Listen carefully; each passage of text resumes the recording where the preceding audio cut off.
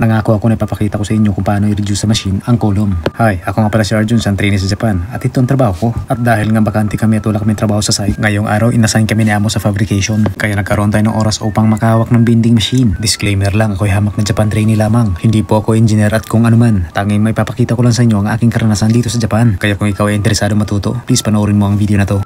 Meron tayong ginagawa ngayon yung sa Shira. So ngayon kung paano tayo mag-reduce ng column. So natin gagawin dito nagawa muna tayo ng drawing. Gawa muna tayong guhit. So yun ang pinaka-guide natin.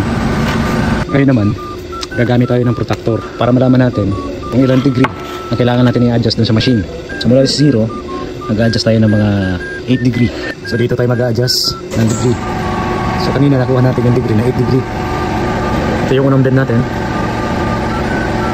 So from 0, adjust natin sa 8 degree.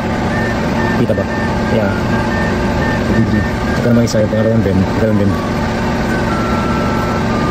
Okay na yung degree natin. Papakita ko naman sa inyo kung paano mag-set dito sa machine. Computer natin. Hanapin na natin yung settings. So ito yung gagamitin natin pang bend na Shira. Yun. Kuha tayo ng sukat na 1.6. Set na tayo. So start na natin. So dahil nakaset na tayo, testing natin.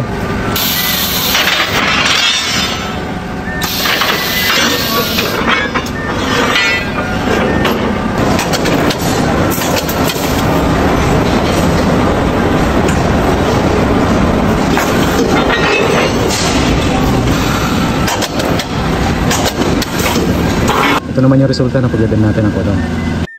Kung nagustuhan mo ang video na to, please like and follow.